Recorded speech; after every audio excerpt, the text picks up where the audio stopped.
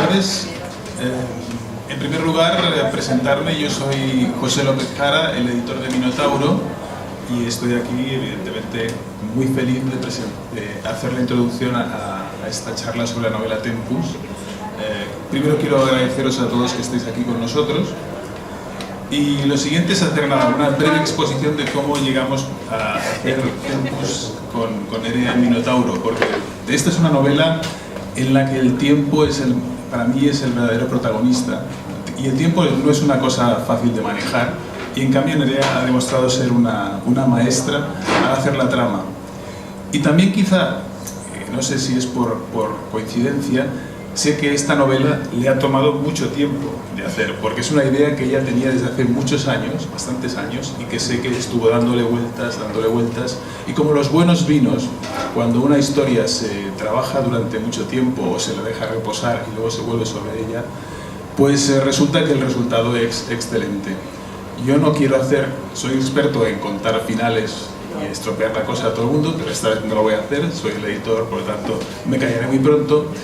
Pero solo quiero deciros que es una novela que tiene muchas lecturas. Es una novela que se puede leer más de una vez y que cada vez que la lees vas a descubrir algo nuevo en ella, porque tiene capas y capas y capas que hacen que el lector se sienta fascinado por los personajes y por la historia que viven estos personajes. Y la verdad es que poco más, porque Teo Palacios y Nerea son los que realmente os van a hablar de la novela. Yo solo quería hacer esta pequeña presentación y dar paso a los book traders para que veáis un poco qué es Tempus.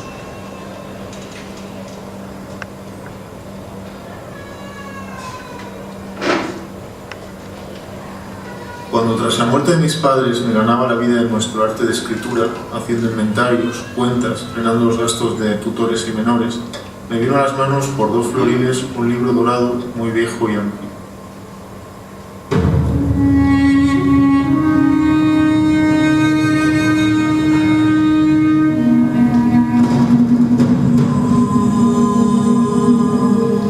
No era papel ni pergamino como los demás, sino que era de corteza, me lo pareció, de tiernos arbustos. Sus tapas eran de fino cobre, grabado con letras y figuras extrañas. En el interior, las hojas de corteza estaban grabadas con gran perfección y escritas con pulir de hierro.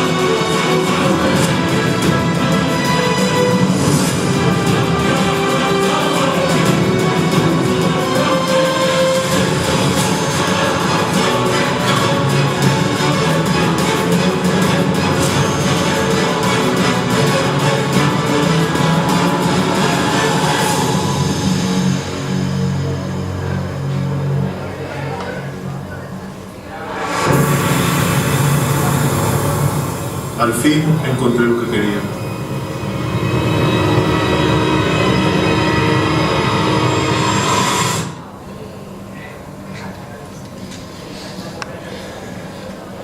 Bueno, pues acabamos de ver uno de los 2 book traders que vamos a ver hoy. Bueno, ya están los 2 disponibles, ¿no?, en la página web, Nerea. Sí, están los 2 y en el canal de YouTube también. Bueno, de todas formas los veremos hoy. La verdad es que uno ve este book trailer y empieza a ver cosas un poco extrañas, ¿no? Un libro que no es de papel, sino de cortezas de arbusto, que yo cuando leí aquello dije, qué imaginación tiene Nerea, ¿no?, para escribir un libro en cortezas de arbusto. O sobre todo, a mí una cosa, yo fui muy mal estudiante, sobre todo en matemáticas. Las matemáticas y yo no nos llevamos nada bien. Y cuando veo todas esas ecuaciones en pantalla y demás, me echa a temblar, ¿no? Porque me da miedo no entender según qué cosas, pero resulta que todo eso Nerea también ha sabido explicarlo muy bien, hasta con diagramas para los más cortitos en el tema matemático, como en mi caso, ¿no? Pero yo creo que antes de todo eso tendríamos que empezar por saber qué es Tempus, de qué va Tempus. Para eso quiero leer la primera frase de la novela. Tengo que decir que lo mejor, en mi opinión, de esta novela es que se lee literalmente en 3 tardes. Literalmente, os lo voy a decir exactamente, creo que son 490 y tantas páginas, 492. Bueno, 3 tardes. Yo le iba mandando a Nerea mensajes de por dónde iba. El primer día le mando un mensaje y le digo, estoy en la página 50. Ah, bueno, vale, muy bien, ya lo has empezado. El segundo día le mando otro y digo, estoy en la 180. Y dice, no puede ser, si ayer estabas en la 50. Pero es que se lee con una facilidad pasmosa esta novela. ¿Por qué? ¿Por qué pasa eso? Pues mira, la primera frase dice así. Tenemos el libro, las primeras páginas en blanco, llegamos al capítulo 1, la primera frase dice: Leonard Green fue consciente en ese mismo instante de que estaba a punto de morir. Ya está, estás perdido. Lees la primera frase y sabes que te vas a beber la novela. Nerea, eso no se hace así por casualidad, claro. Pues la verdad es que no. Yo te digo una cosa, la primera frase es un homenaje absoluto a Gabriel García Márquez y a su crónica de una muerte anunciada. Cuando comienza la crónica de una muerte anunciada diciéndonos que el protagonista va a morir y de repente piensas, vaya, me acaba de contar el final de la novela y aún así ya no puedo separarme de la novela para nada, ¿no? Y yo dije, bueno, qué buena manera de hacerle un homenaje a un hombre que además ha muerto hace poco y que para mí yo creo que ha sido uno de los grandes... no sé, yo decía un día en Facebook que cuando leí 100 años de soledad pensé que quería ser escritora para conseguir hacerles a los demás lo que él me había hecho a mí, ¿no? Y entonces le robé esa idea, ¿no? El protagonista, o uno de los protagonistas de la novela, un protagonista que siempre está silente en las páginas, Leonard Green, muere en la primera frase. Y yo creí que, bueno, me pareció que era interesante para el lector. Bueno, pues ese es el arranque de la novela. A partir de ahí, Nerea te coge por el cuello y te arrastra a lo largo del resto de las páginas, porque conocemos la faceta de novelista histórica de Nerea, una faceta pues, muy amplia, muy rica, con muchísimo éxito, y aquí no abandona del todo la novela histórica, pero mezcla con otra serie de cosas, ¿no? Ella y yo llevamos pues 15 días o así discutiendo sobre esto, ¿verdad? Pues sí que le hemos dado vueltas al asunto, la verdad, al asunto de qué género es la novela, ¿no? Y he estado dándole vueltas también porque es la primera vez que me pasa en las presentaciones, y de esto también hemos hablado, sí, que me tengo que controlar porque no sé hasta dónde puedo contar, porque creo que uno de los placeres de Tempus es el descubrimiento de lo que está pasando, ¿no? Dentro de la novela. Y yo creo que si yo lo desvelo, si desvelo algo, pues le voy a sustraer al lector un poquito del placer de leerla, ¿no? Yo lo pongo como comparación, como intentar describir un beso antes de darlo, ¿no? Es algo así como eso. Como resumen se podría decir que Tempus no es exactamente una novela histórica, pero le va a gustar al lector de novela histórica. Tempus no es exactamente una novela de ciencia ficción, pero le va a gustar al lector de ciencia ficción. Tempus no es una novela de fantasía, pero le va a gustar al lector de fantasía. Creo que sí es, y que tiene mucha fuerza en ese sentido, un thriller muy rápido, todo transcurre en 3 días, pero el tiempo interno de Tempus, mi intención es que coja eso, todo el tiempo. Tempus es todo el tiempo, porque los protagonistas de la novela tienen todo el tiempo del mundo, todo. Yo estoy, sabes que nos ha costado llegar a ese consenso, pero estoy de acuerdo en que finalmente hemos catalogado Tempus como thriller histórico con elementos fantásticos y con elementos de ciencia ficción. Si te parece, empezamos a hablar un poquito de este tema de la ciencia ficción con los viajes en el tiempo y todo lo demás, porque esa muerte que se anuncia en la primera frase de la novela está rodeada y provocada por una búsqueda de la posibilidad de viajar en el tiempo. Hasta ahí sí podemos leer. Hasta ahí podemos leer. Hasta ahí sí podemos leer. Vamos a ver, Nerea. Espera, que está el editor aquí haciendo así, no sé si... Por ahora os dejo. Vale. Sí, entonces sí. Deciros, a nosotros nos gusta charlar, pero lo que de verdad nos gusta es que participéis. Así que por favor, no os importe levantar la mano, pedir la palabra y todo lo que esté relacionado con el tema que estamos tratando, pues adelante. Nerea, lo que decíamos, ¿se puede viajar en el tiempo? Todo esto que tú propones en la novela. Pues fíjate, yo no sé, por la parte de atrás hemos intentado que haya pues una serie de imágenes proyectadas, porque muchas de ellas son portadas de revistas científicas en las que aparecen importantes científicos, valga la redundancia, que ya están trabajando en diversas universidades sobre el tiempo. Efectivamente, el tiempo es objeto de estudio desde hace muchos años, pero no solamente eso, sino que se puede viajar en el tiempo, quizá no a la velocidad o no cosas del tamaño que nos gustaría, quizás solo partículas, pero ya hay pruebas de ello. De hecho, en la novela, al final de la novela, hay como muchas notas a pie de página de datos científicos que si quieren ustedes pueden visitar los enlaces, las páginas, las referencias y encontrarán esa información, ¿no? Y verán que eso es posible. ¿Qué ocurre? Que según parece, hasta este momento solamente se puede viajar en el tiempo hacia adelante, porque la posibilidad de viajar hacia atrás crea una cosa que se llama paradoja del abuelo, que es, si tú vas hacia atrás en el tiempo y matas a tu abuelo, ¿cómo puedes haber nacido para ir hacia atrás en el tiempo y matar a tu abuelo, ¿no? Entonces, ante esa situación, lo que ocurre es que no se puede, según los científicos, viajar hacia atrás. ¿Qué pasa? Que el señor Leonard Green, que muere en esa primera línea, investiga sobre el tiempo y ha hecho una investigación que permite...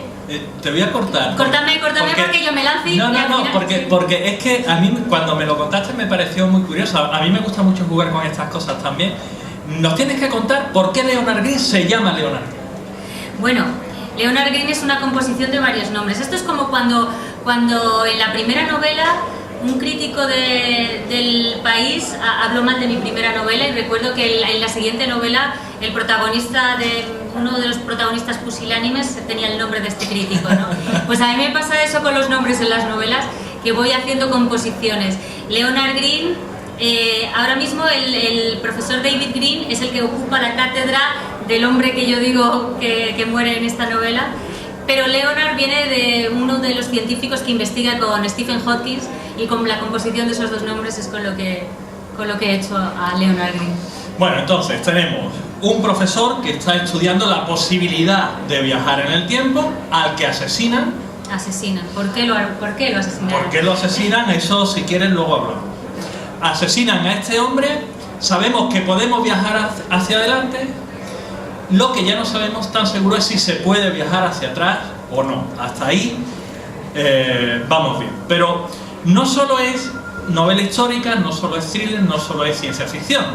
En el book trailer, que veremos más tarde, se realza mucho una historia de amor que transcurre en la novela, ¿no? A mí me gustaría que nos contaras un poco la historia de Daniela y su muchacho, su caballero andante que está dispuesto a todo por ella. Bueno, Daniela es la hija del profesor Green y es una persona que lo ha pasado mal porque le han sucedido una serie de cuestiones, una serie de cosas que la verdad es que le han descolocado bastante, con lo cual de repente se queda sola, se queda totalmente desamparada, y este hombre aparece pues como para ayudarla, ¿no? Como para ayudarla a solucionar ese problema que se le ha planteado.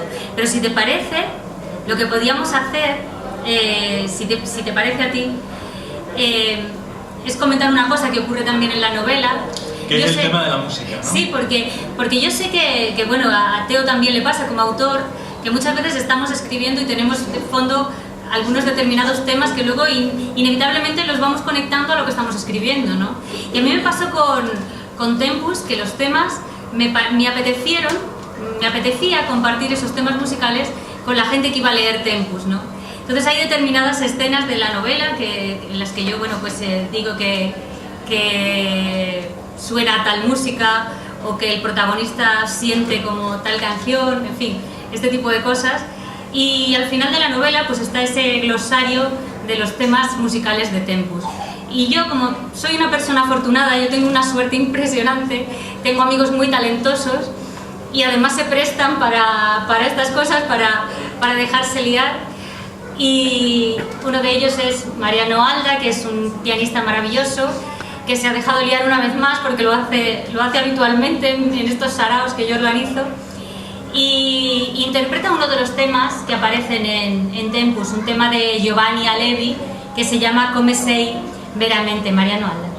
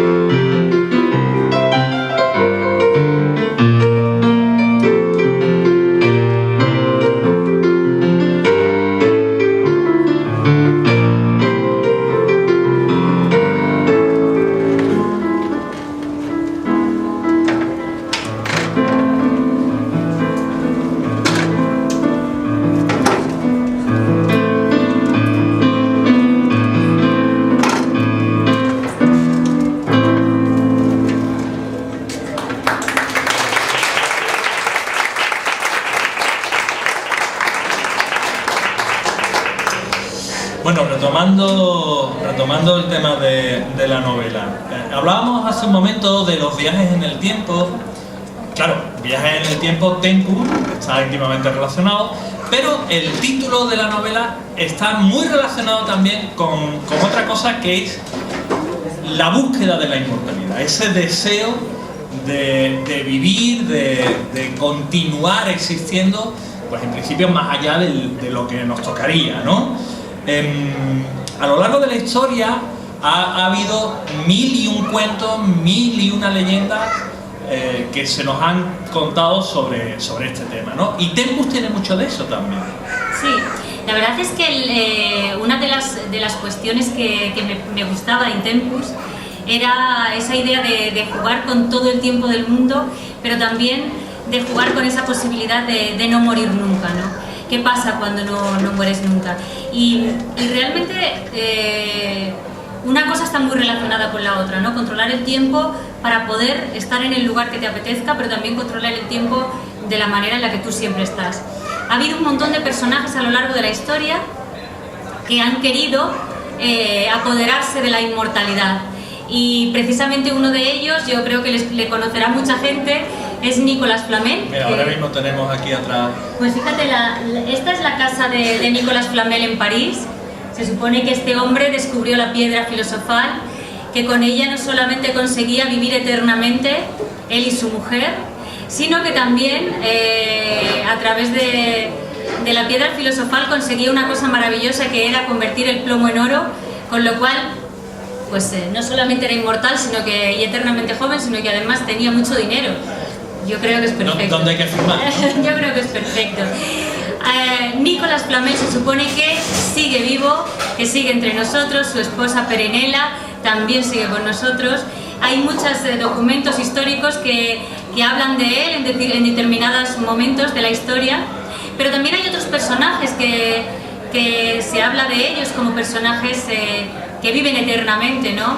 Está el conde Saint-Germain, un hombre realmente interesante, que era inteligente, hablaba muchísimos idiomas, compuso sinfonías, escribía libros sobre filosofía, era masón, se le vio en la corte de Catalina la Grande, se le vio en la corte de los Medici, se le vio en la corte de un montón de gente, y todo el mundo hablaba de él como un hombre muy atractivo que nunca envejecía, ¿no? La gente le iba viendo con el paso. Hablando de mí, Nerea. Eso es cierto, eso es cierto. Tengo que decir, esto no tiene nada que ver con la novela, pero el otro día en una foto nos preguntó que si era verdad que tenía el pelo tan blanco. Sí, es verdad. Sí, o sea que puede que no envejezca nunca, pero el pelo sí se te está quedando un poquito más blanco. Bueno, yo es que soy el cuadro. Tú no eres Dorian Gray, eres el cuadro. Hay otros personajes también, el conde Cagliostro también se supone que consiguió esa fórmula de la piedra filosofal, con lo cual nunca envejecía y encima eran millonarios. Y luego hay otro personaje que también forma parte de la novela, que es Elizabeth Bathory, la condesa sangrienta, una mujer que quiso conservar su eterna juventud a fuerza de bañarse en la sangre de otras mujeres. Y está considerada como una de las primeras asesinas en serie de la historia. Una chica, la verdad, muy peligrosa para encontrártela por el camino. En fin, que todos estos personajes que a lo largo de la historia han aparecido en diversos lugares me han servido para ser los protagonistas de Tempus y para andarse paseando por ahí, por esta novela. A mí eso, más que los personajes en sí, eso es lo que me da miedo, ¿no? Que luego venga una escritora y diga, voy a juntar a toda esta gente en una sola historia, ¿no? ¿No te ponía los vellos de punta a ti cuando te lo planteabas? Es que a mí lo que me pasa, no sé si a ti te pasa también o a la gente que escribe le pasa, que porque aquí en la reunión hay mucha gente que escribe, a mí los malos me gustan. Los malos de la novela me despiertan cierta compasión. O sea, no sé si es porque mis malos normalmente tienen una razón para serlo y entonces me conmueve mucho, ¿no? Y yo creo que los personajes malos de mi novela, quizá uno de ellos, que es el más malo de todos, en el fondo, lo estábamos hablando en mi editor y yo ahora mismo, ya habíamos hablado de uno de esos personajes antes, nos despertaba cierta compasión, ¿no? Por su maldad, pero bueno, aquí es donde ya entro en ese punto en el que si sigo hablando os cuento el final, o sea, yo no sé, no sigas. Así que yo creo que este es el momento adecuado para darle paso a otro de los temas musicales de la novela, un tema musical que además a mí no solamente me ha gustado siempre, especialmente para escucharlo, el grupo me gusta muchísimo, sino que también me acompañaba muy bien y acompañaba muy bien un momento concreto de la novela. Como os decía, tengo muy buenos amigos. Mariano en esta ocasión va a estar tocando el piano, pero hoy cuento con la compañía, con la voz de Francisco Roldán, que además luego nos contará porque este domingo actúa también, y nos van a interpretar un tema de Queen que se llama Too Much Love We Kill You, por este grupo que ya os decía que me encanta.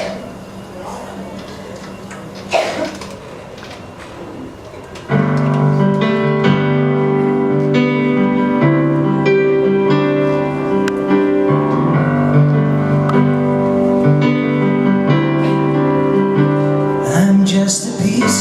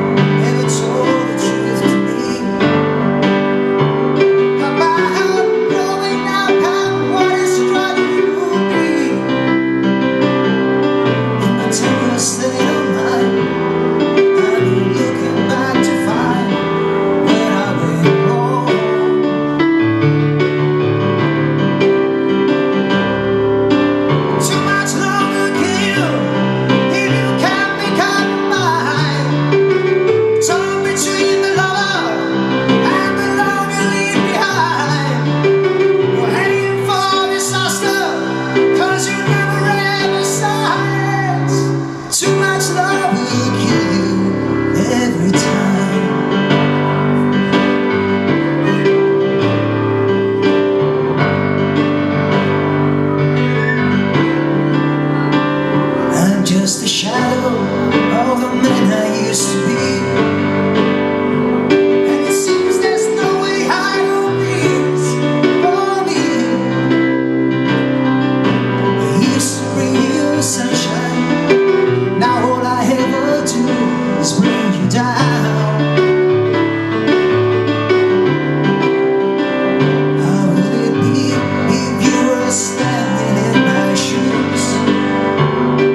Can't you see that it's impossible to choose? There's no making sense of it. Everywhere I go, I'm bound to lose.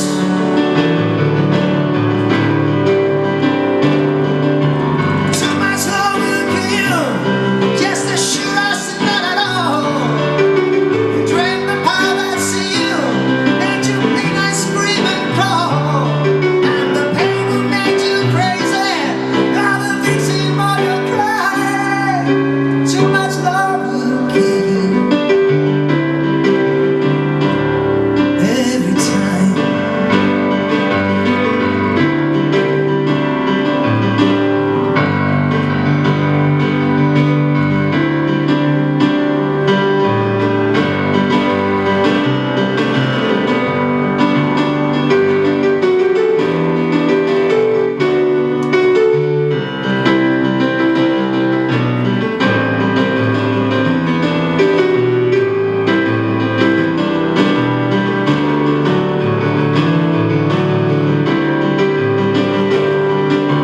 Too much love will kill you, it will make your life a lie. Yeah, too much love will kill you, and you won't understand why. You give your life, you sell your soul, but here it comes again. Too much love will kill you in the end.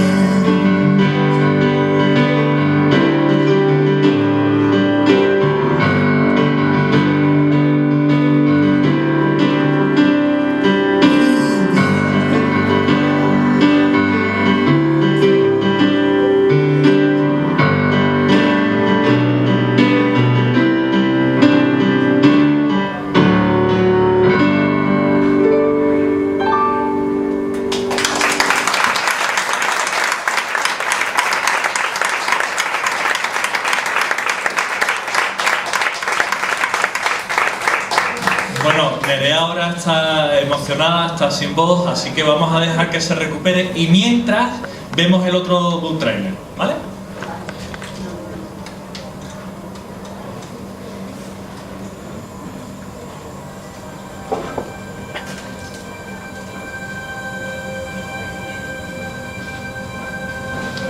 Por un momento tengo la sensación de que podría apretar un interruptor, volver a encenderlo y hacer que todo esto desapareciera, como si de un truco de magia se tratase. Pero me doy cuenta de que el tiempo se está descolocando en mi mente. Tengo que seguir las reglas, al menos algunas de ellas. Quizá me esté saltando demasiadas y ese sea el problema. Pero no importa, porque lo arreglaré. Tengo todo el tiempo del mundo. Daniela.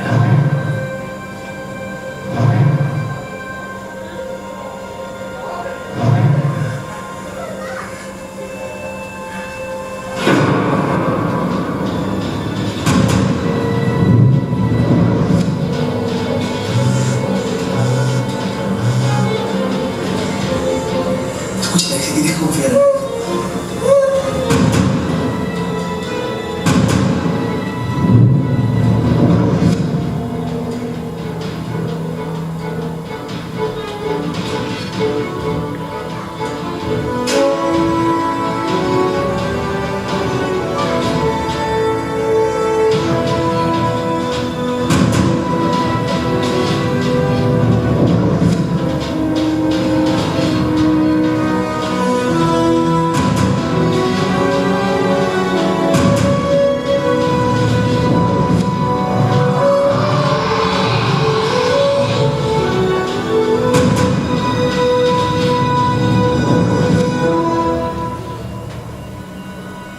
Después de tanto tiempo, la muerte sigue impresionando.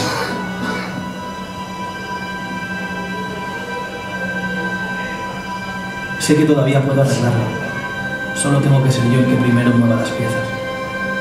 Confía en mí, Daniela.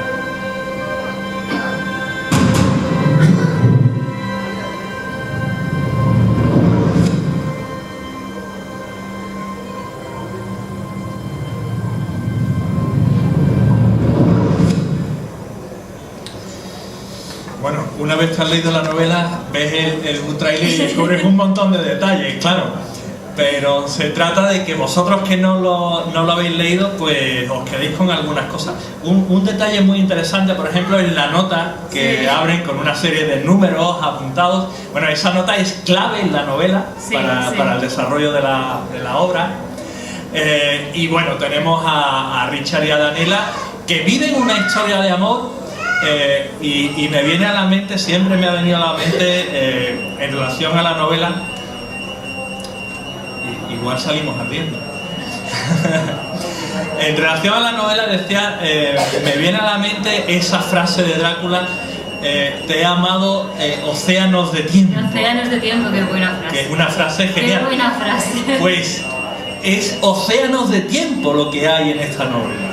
Sí, de hecho fíjate que estaba pensando, qué curioso, porque si ves los dos book trailers, ves el primero y ves este y parece que se trata de dos novelas totalmente diferentes, y en cambio es todo la misma novela, ¿no? Porque en el fondo es eso, ese tiempo con el que se juega dentro de Tempus y que se alarga totalmente, en el que los personajes van fluctuando, van navegando.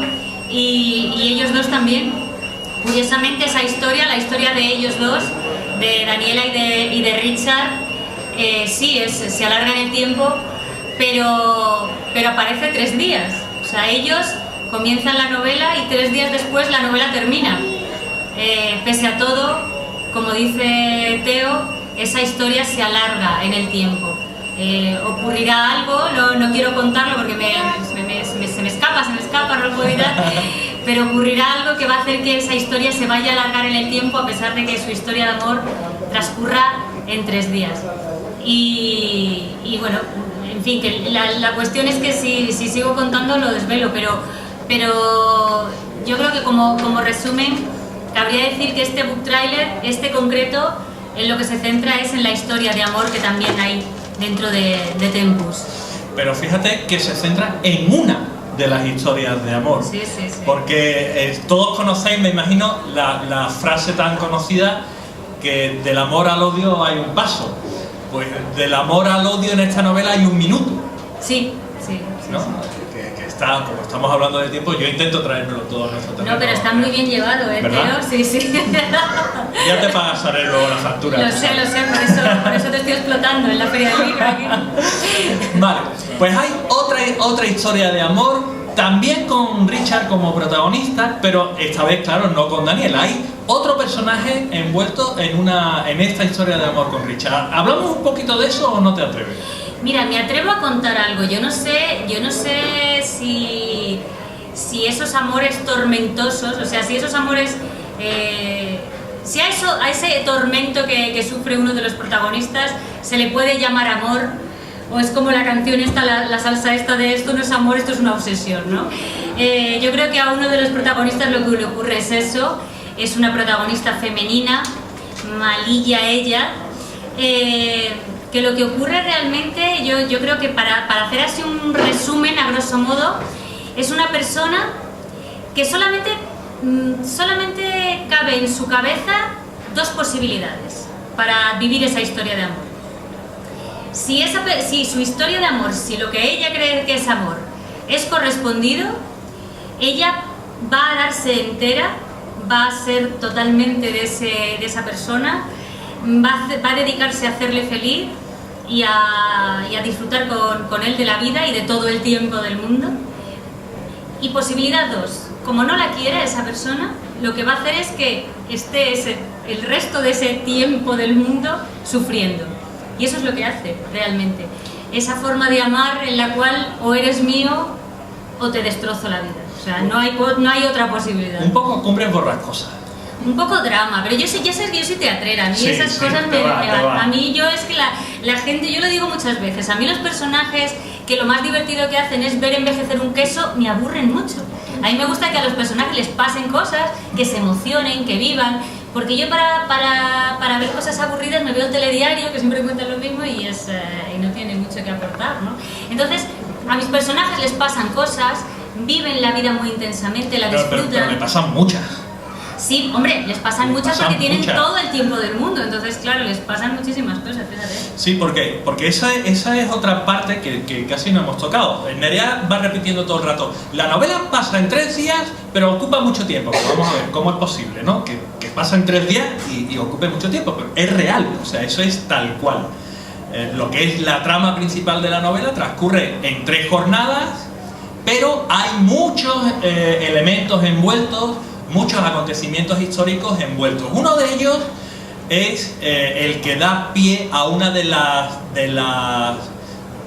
los momentos históricos más fascinantes, más sorprendentes y más increíbles de la historia de la humanidad, como es el tema de Jack el Destripador, sí, que tiene una importancia también crucial a lo largo de toda la trama. Y no podemos irnos sin hablar pues un poco del Londres victoriano, que aparece muchas veces en la novela, y de Jack el Destripador, que además, según me has contado, fue el germen para que escribieras esta historia, ¿no? Totalmente. Yo creo que es un personaje tan enigmático que hay mucha gente que me habla de él. Ahora, incluso al salir la novela, ya hay gente que me habla del tema de Jack el Destripador. Toda esta historia surgió así al principio. De hecho, el nombre que iba a tener Tempus era Jack Todavía. Yo recuerdo cuando hablamos la primera vez, la novela se iba a llamar Jack Todavía. Y yo tenía, no sé, empecé a leer asuntos sobre Jack el Destripador y veía en los informes policiales cómo la descripción de este asesino era muy variopinta. Había gente que decía que eran altos, otros era bajo, otro era un hombre muy elegante, se hablaba de que podía ser el nieto de la reina incluso. Se habló también de que podría ser Lewis Carroll, el escritor de Alicia en el País de las Maravillas. Se dijo también que podía ser Mansfield, el actor, un actor que por aquella época en el teatro en Londres estaba representando a Dr. Jekyll y Mr. Hyde, y la representación era tan vívida que se llegó a pensar que él, disfrazado de Dr. Jekyll, de Mr. Hyde, se iba a Whitechapel y cometía los asesinatos, ¿no? Pero en mi cabeza, bueno, recuerdo también una gran escritora, Patricia Cromwell, que incluso se gastó un montón de dinero con pruebas, para intentar hacer pruebas de ADN y saber realmente quién era Jack el Destripador, y llegó a la conclusión de que era un pintor que había hecho además unos cuadros que se parecían mucho a los crímenes que hacía Jack el Destripador. En fin, que en la historia, a lo largo de la historia, nadie se pudo explicar por qué este hombre apareció en Londres un determinado periodo de tiempo, cometió 5 crímenes y pese a todo se ha convertido en el asesino en serie más destacado de la historia, ¿no? Y bueno, mi mente enferma empezó a darle vueltas a aquello, ¿no? ¿Cómo podía ser posible que la gente no llegara a una conclusión sobre todos esos asesinatos, sobre quién habría sido? También me planteaba mucho que luego había, no sé si lo habéis visto también por la parte de atrás, había como titulares de el destripador en Nueva York, el destripador en tal, ¿no? Y decías, bueno, ¿qué pasa? ¿Cómo es que desapareció? ¿Viajó luego? ¿Qué es lo que hizo este hombre? Empecé a plantearme teorías y a pensar cosas y así fue como empezó a surgir en mi cabeza la idea de Tempus. Tempus también tiene eso, también tiene el Londres victoriano, el Londres de las brumas, el Londres que todavía tiene ese sabor a levitas de terciopelo y a gente que se esconde en la niebla, y bueno, que yo creo que es muy literario, ¿no? La verdad es que la novela tiene varios saltos y también viajamos luego a París y bueno, hay otros lugares, pero Londres, desde luego, sin ninguna duda, es uno de los protagonistas más grandes de la novela. Pues sí. Además, en realidad es el pistoletazo de salida de la trama, ¿no? Porque veréis, como José comentaba hace un rato al principio de la presentación, la novela tiene muchas lecturas. En una primera lectura tú te quedas solamente con la idea de Richard y Daniela, pero yo creo que si es una novela que si la ordenáramos de otra manera, nos daría pie a una historia completamente diferente. Sí, puede ser, sí. ¿No? Lo estaba dando vueltas y sí, tiene la posibilidad. Esto es un poco como el juego del seductor, ¿no? Teo también imparte talleres de creación literaria y él sabe bien cuando se habla de montar una historia, ¿no?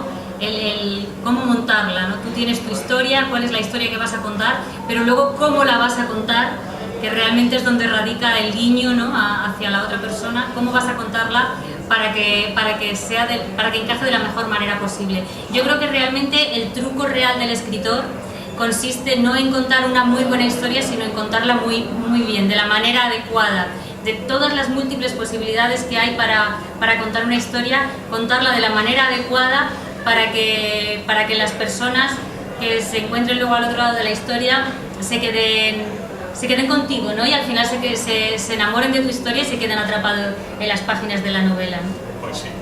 Bueno, tenemos que ir terminando. Tú Sí. querías que Francisco nos interpretara Sí. otro tema. Es que además, mira, lo he dejado para el final porque este tema también es el tema que suena al final de Tempus y es uno de mis temas preferidos. Los que me conocéis bien sabéis que Bowie es mi ojito derecho, el azul o el marroncito, no sé cuál de los dos, pero Bowie me encanta y en concreto este tema que ahora nos va a interpretar Francisco Roldán, que se llama Wild is the Wind. Estamos sin pedal. ¿Eh? Estamos sin pedal. Sin Ah, bueno, es vale, una vale. versión hiperlenta.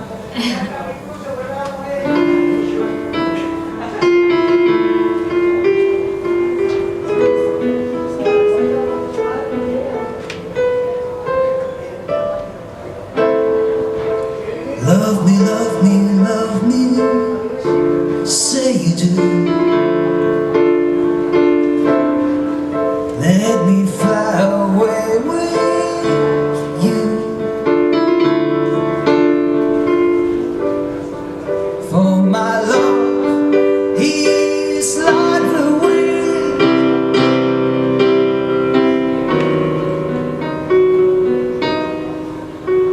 Wild is the wind.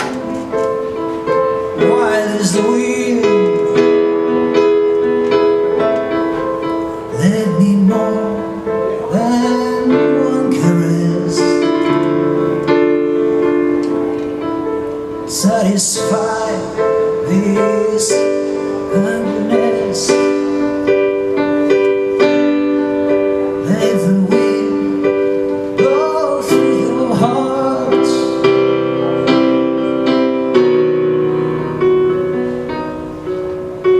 For wild is the wind. Wild is the wind. You kiss me. I hear the sounds of mandolins. You kiss me, and with your kiss, my life begins. You whisper to me all things to me. Don't you know your life itself?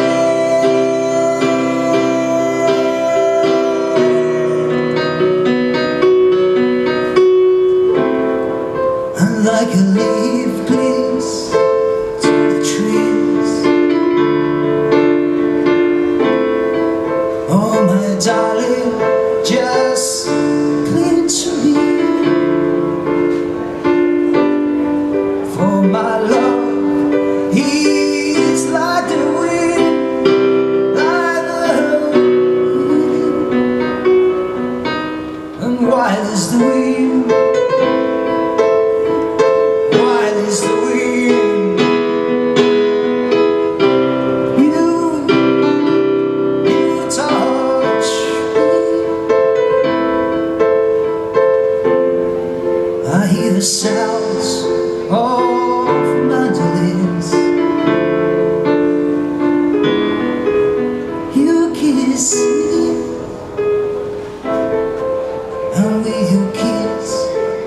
my life begins.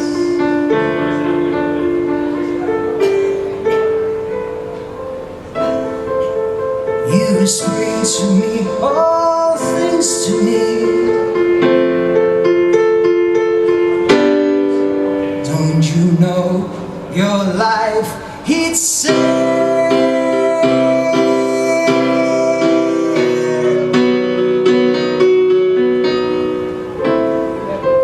Like a leaf clings to the trees. Oh my darling, just cling to me. For my love is like the wind, like the wind. And wild is the wind.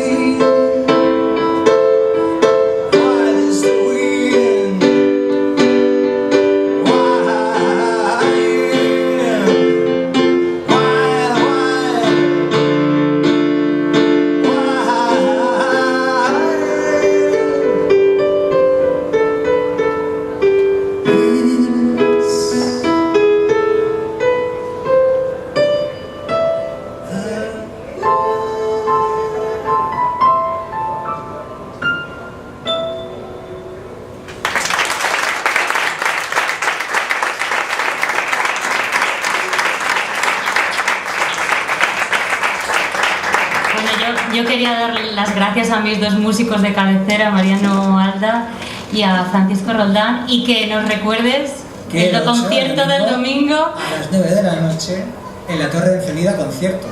Concierto que además lleva un título 12 canciones tristes. 12 canciones tristes. Ya nos vamos metiendo en el camino. A las 9 de la noche en la Torre Encendida.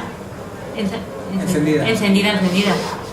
Es que 2 euros cuesta, es que esto no es nada. Vamos, si os lo perdéis, Voy con mi piano. si os lo perdéis ya es para, en fin, no digo nada.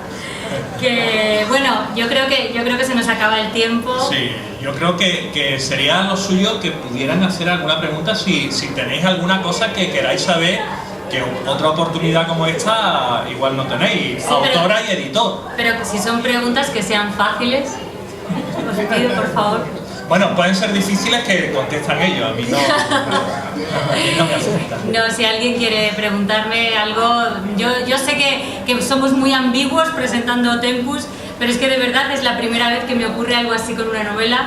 Bueno, y hoy hemos contado muchas más Hoy cosas hemos que el otro contado día. mucho, es verdad, hoy hemos contado mucho, más que el otro día. Pero, Ahí hay una señora. Quería darle las gracias. Y he estado todo el rato tentando de que me archivarais. Sí, no, pero no hemos contado nada. Al final lo contamos todo tan separado que hasta que no se lea, yo creo que no. Estamos sufriendo todo el rato. Sí, hasta que no se lea, yo creo que no vais a poder montar el puzzle. Sí.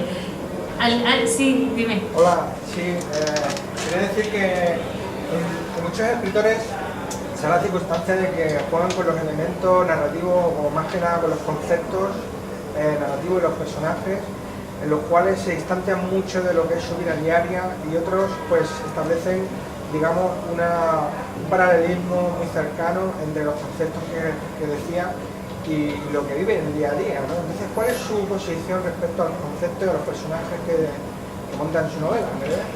Bueno, mira, te diré que mi vida no tiene nada que ver con Tempus, afortunadamente.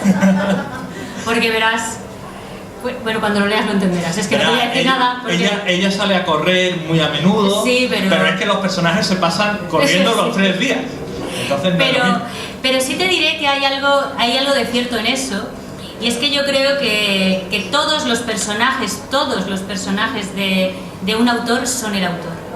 Lo que pasa que en la vida, la vida te va llevando por un camino que al final pues saca una personalidad de ti que es la que al final te domina, y bueno, es con la que te vas guiando por la vida. Pero estoy segura de que dentro de cada uno de nosotros hay un asesino en serie si llegada la ocasión. Dentro de cada uno de nosotros seguro que hay un tímido. Dentro de cada uno de nosotros hay un cantante de rock.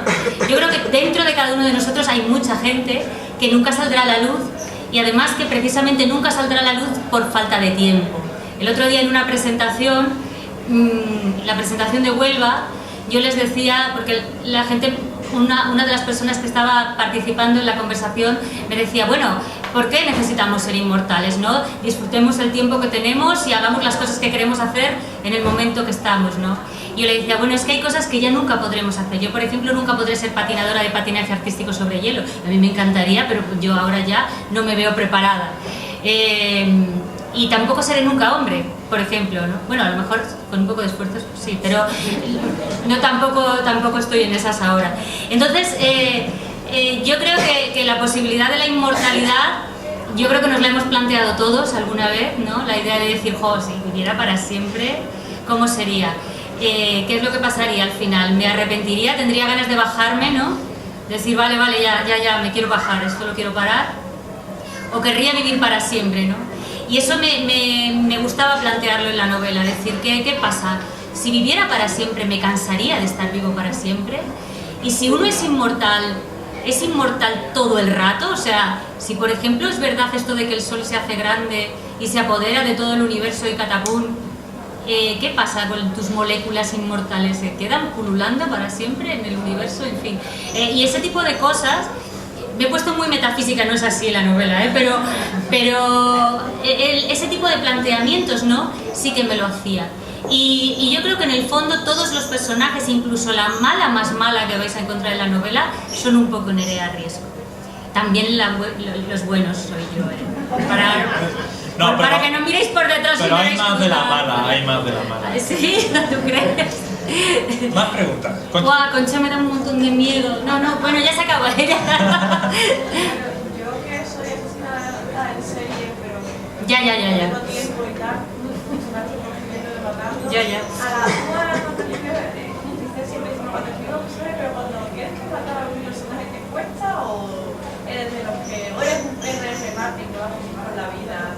Hombre, yo lo que pasa es que creo que tiene su misión en la novela, y entonces la misión, si uno tiene que morir, lamentablemente tendrá que morir. Esto es como... hoy estaba hablando con Gabriel, ¿no? Y estaba viendo un vídeo de una de sus operaciones, así la sangre y esas cosas, y dije, y me dijo, ahora te da asco esto, y luego después en la novela estás aquí destripando gente. Y dije, pues sí, es verdad. Por eso yo sé que, por ejemplo, en Almárica o en esa, las muertes son distintas, porque las muertes de los thrillers que son crímenes y que siempre tienen que tener ese tipo que hace que el lector diga Dios. Es muy distinto, son muy distintas las muertes de Almárica o de Elefante de Marfil a las que tú cuentas aquí. Si te digo que si ese cambio de técnica, a lo mejor has descubierto que tienes una asesino en serie y yo no paso más por allí. ¿Por casa? No. Bueno, esto está bien también para que sepáis si alguien va a hacer una crítica negativa, esto está bien. Yo creo que ya lanzándolo así, ya poco a poco ya me voy aventurando. Pero no, yo creo que dentro de cada uno de nosotros, si se nos aprieta demasiado los tornillos así un poquito, a lo mejor sale alguien como envenenado, ¿no? Con ganas de matar. Pero quedaros tranquilos, o sea, soy más de los buenos, soy más borreguito yo al final. De hecho, no es una novela de asesinato. No, tampoco es de asesinato, tampoco es de asesinato. Hay alguno, pero... Pero si tienen que morir, tienen que morir. A ver, Isma. Yo quería decirte, ¿cómo te has encontrado en esta novela? ¿Te has encontrado justo escribiéndola? Porque a mí me da la impresión que tú has disfrutado escribiéndola. Sí. Porque ella siempre, con su novela histórica, que no puede salir de ella, y yo siempre decía, tienes que tocar otros géneros, tienes también que... No lo he leído todavía, pero me da la impresión que te has sentido a gusto. Además, me comentaste un día, estoy escribiendo sobre asesinatos y muertes. Sí, pues mira, la verdad es que como esta novela lleva tanto tiempo dando vueltas en mi cabeza, la verdad es que tenía unas ganas locas de escribirla. Y ha sido como, o sea, la novela estaba medio escrita. De hecho, leyéndola el otro día, me encontré con la primera frase que no era esta, al principio, y decía, bueno, ¿cómo damos vueltas a la obra, ¿no? Según vamos escribiendo, cómo vamos volviéndola para detrás y para adelante. Pero la novela al final ha sido prácticamente como que me llevara a ella, ¿no? Era como si estuviera dictada. Esto sí que ha sido una novela que parecía que venía dictada de otro lugar, que yo simplemente era la mano que escribía y alguien dictaba. Y yo creo que igual... no sé si están saliendo las frases de las reseñas, la editorial lanzó una edición de 20 ejemplares que tocaron por sorteo, creo que fue, Y luego pues se hicieron reseñas del libro, y son estos extractos son reseñas del libro. Y yo creo que igual que la gente decía que se subía a la novela y de pronto se veía arrastrado, ¿no? para casi hasta el final, lo que decía antes Teo, ¿no? De empiezas y en 3 tardes te lo lees. Yo no la escribí en 3 tardes. Esas cosas solo les pasan a escritores de los que no voy a nombrar ahora, o sea, hasta alguno por ahí. No sé, César Vidal. Pero esas cosas de saco una novela cada 3 meses, eso a mí no me pasa nunca, yo tardo más. Pero es verdad que me pasó eso, ¿no? Empezaba y era como... iba súper rápido. Y había escenas, hay una escena en concreto entre Nikola Tesla y Edison, no descubro nada si digo eso, que la escribí casi de un tirón, es un diálogo entre ellos dos. Yo no sé si sabéis que Nikola Tesla y Edison tuvieron un conflicto histórico terrible. Edison era un poco tramposo, no descubro mucho, pero era un poco tramposo, entonces medio que discutieron. Y Edison, para demostrar que el descubrimiento de Tesla no era bueno, delante de las cámaras, es un vídeo además que está en internet, electrocutó a un elefante. Y a mí esa escena, yo que soy muy defensora de los animales, me rompió el corazón. Entonces en Tempus Edison queda muy mal, si sois fans de Edison me perdonáis. Leer el libro, pero que sepáis que queda mal. Queda mal. La verdad es que cuando describí esa escena me la imaginaba tan vívida que la escribí en un instante y luego la releo y oye, como que me vengo arriba, ¿sabes? Y digo, vaya, este aquí, esta es la venganza histórica, señor Tomás Alba. Aquí estoy yo. Pero en fin, hay partes de Tempus que las he escrito como, ya te digo, como guiada por un hado. La he escrito muy empujada, muy movida por las letras. La he disfrutado mucho. Ojalá que la gente que la lea disfrute el Tempus la mitad por lo menos de lo que yo la he disfrutado escribiéndola. En fin, no sé si alguien quiere decirme algo más. ¿Sí? Pues pasamos a las firmas. Ese montón de libros que hay ahí tiene que desaparecer esta noche antes de cerrar el los tenéis que comer. Nerea va a estar firmando a todos aquellos que lo deseéis, y yo creo que tanto los músicos como al editor, como sobre todo a Nerea, hay que despedirlos con un aplauso fuerte. Y a vosotros también, muchísimas gracias por